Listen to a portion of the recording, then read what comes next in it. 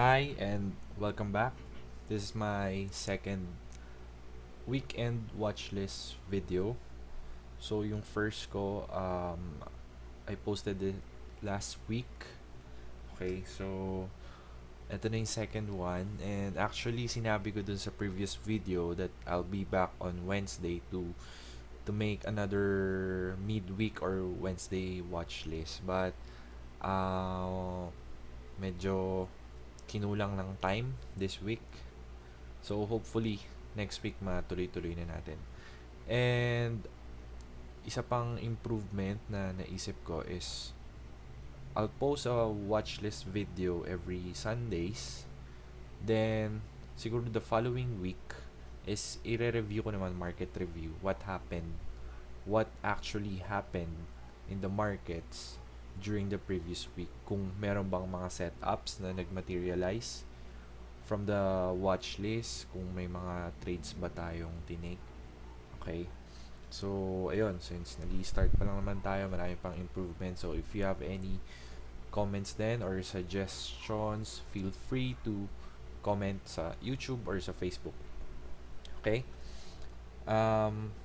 And another one, disclaimer, para sa mga first time na makapanood neto or lalo na sa mga beginners, no? So please don't take this lessons here as investment advice or something like that, na hindi porket sinabi ko na may ganitong setup, buy tayo sa ganito, eh yun din ang gagawin nyo. No, that's a recipe for disaster sa trading, no? So kasi ako nagtitrade na ako na merong system, meron ng strategy. So that's the first thing that you have to develop. Okay? So hindi porket nakita nyo sinabi ni trader na ganito na pina-follow nyo, uy, buy tayo sa ganito, ikaw din babay ka. No. Trading is not like that.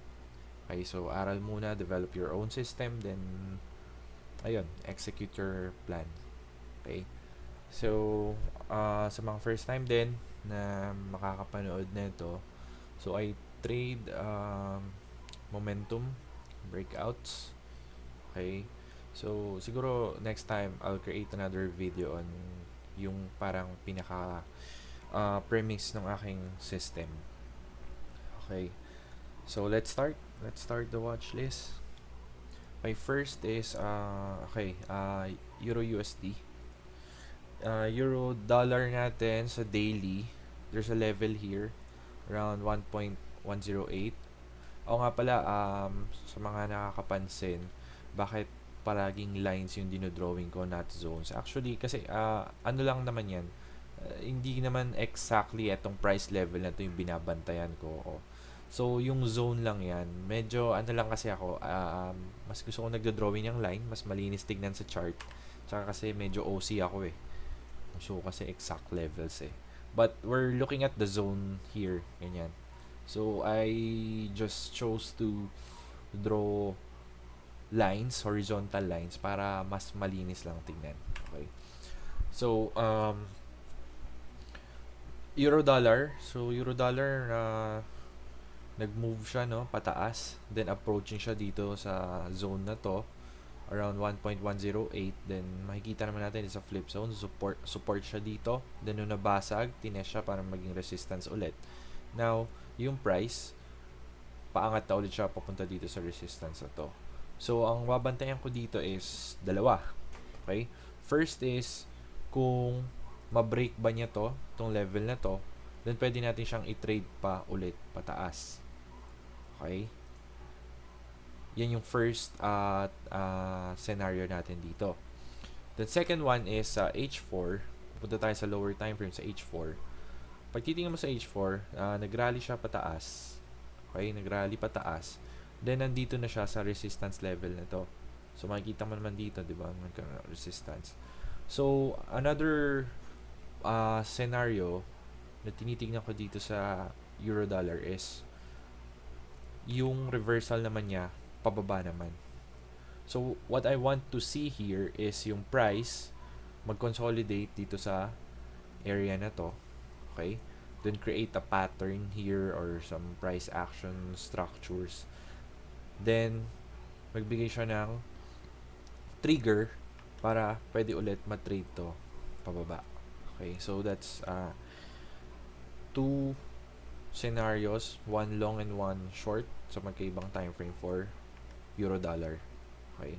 So, and then since ito naman yung price na nagka-travel pa siya papunta dito, so most likely, tingnan natin, abangan natin sa Wednesday kung ano mangyayari dito. Okay. Next, GBP USD sa daily. Okay, so GBP USD sa daily, as you can see, so sa previous weeks, meron tayong trade ng long dito, tapos na-close na rin natin since nag-stall na yung price dito sa flip zone na to, dito sa area na to. Tapos nagkaroon din tayo ng short trades dito no nagpakita naman siya ng momentum pababa. And now, this is another long setup na naman for GBP USD, at least for my system. Hindi ko sinasabing oy, buy tayo lahat ng GBP USD kasi ito yung system ko. Okay. So what happened here is, kung makikita nyo naman yung price action, no? So nag-support siya sa level na to, then after nyan, kita mo na nag-create siya ng lower high dito. Okay. So yung price, nag-support siya dito, nag-double bottom siya, umangat dito, then tinry niya ulit bumaba, pero hanggang dito niya nalang kinaya. Okay, then finally 2 days na magkasunod na very strong momentum dito sa GBP USD. So on Monday, set na ako ng aking orders dyan for a long setup. Next, dollar yen. Okay, so sa dollar yen, dalawang trades din ang tinitingnan ko dito actually. Same sa euro dollar. So first is ito sa daily natin.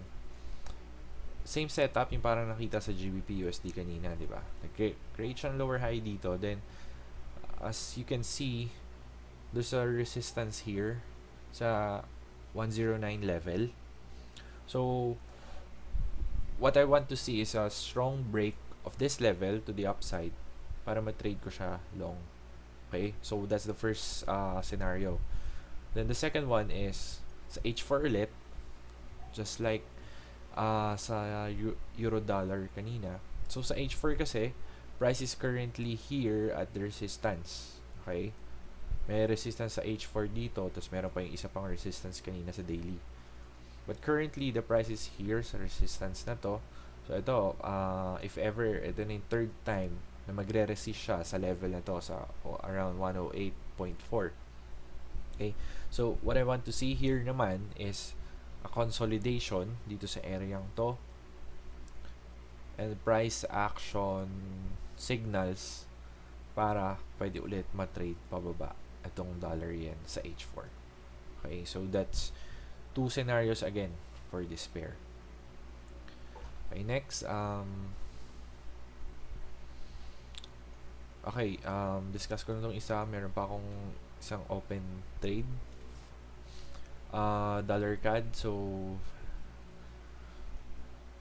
ito yung isa pang natitirang open trade ko for this week. So itong nangyari, dollar CAD na-reach na tong area na to, tong zone na to ng of resistance, diba?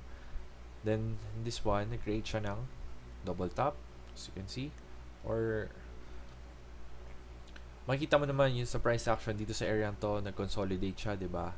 And then finally, it broke down of this level, 1.33, itong flip zone na to.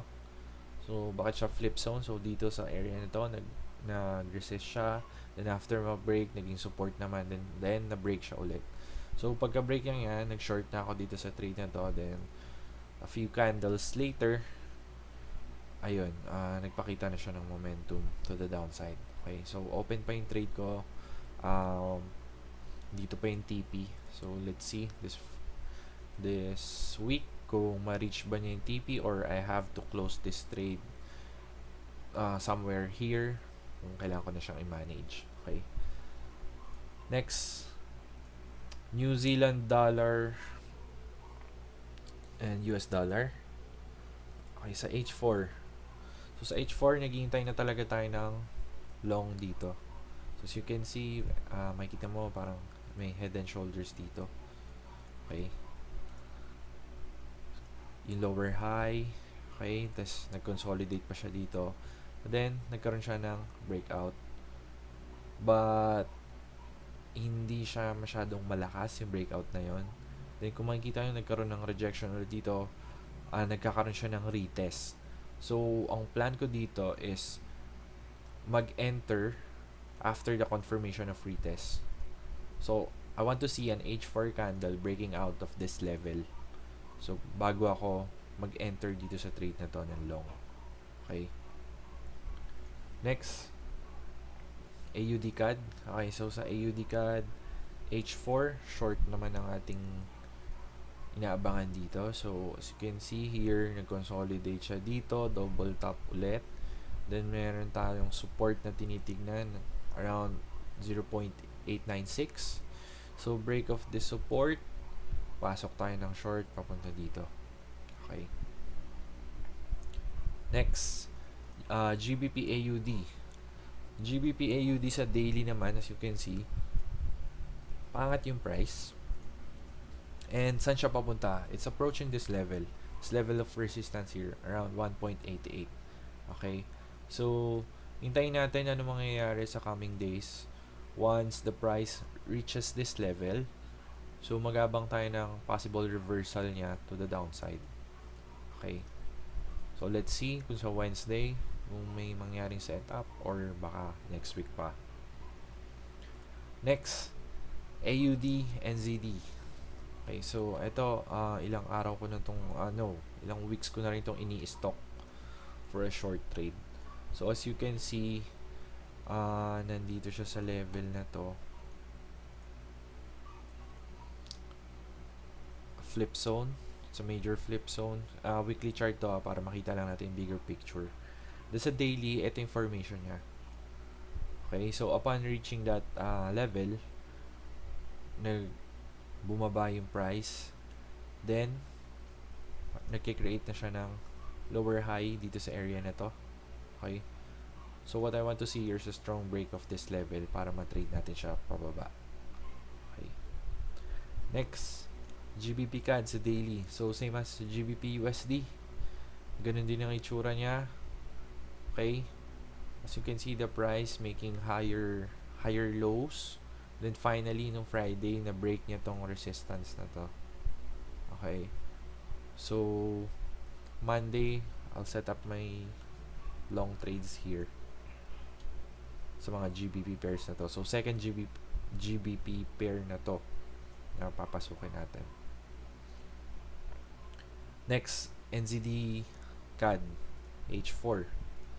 Okay, so sa NZD CAD sa H4 naman, kamukha siya nung AUD CAD natin kanina, di ba? Okay, so these two pairs kasi correlated yan. Magkamukha din siya. So, ganun din ang tinitingnan natin trade idea. Short, break of this level, 0.836. Trade natin pababa to market na to. Next, Euro CHF sa daily. Okay, so sa Euro CHF, so ito akala ko nung Friday, nung open pa yung candle is mabibreak na niya for another trade. But ang nangyari is nag-close ulit siya back to this level na gusto natin ma-break. So nag-create siya ng wick dito. So what I want to see here is I want to see the price clearing this area. So break of this level around 1.104.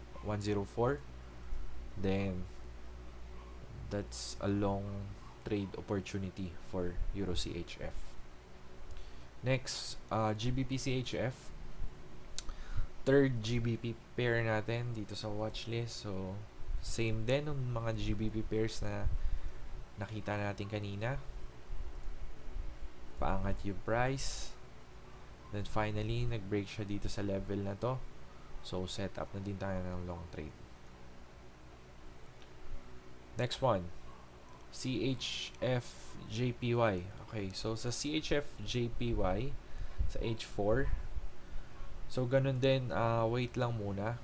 This line, resistance level niya. So mag-aabang lang muna ako ng consolidation dito sa area na to. Then I'll wait for a price action signal. Then maybe we can trade this pababa ulit. Next, NZD CHF. sa daily. Okay, so sa NZD-CHF, so as you can see, uh, the price is forming a double bottom here. Diba? Pero hindi pa siya tapos. We need to at least reach this area. So, inaabang ko pa to na ma-reach na tong level na to. Then, after reaching this level, 2 trade scenarios ulit ang babantayan ko. First is the break of this level to the upside.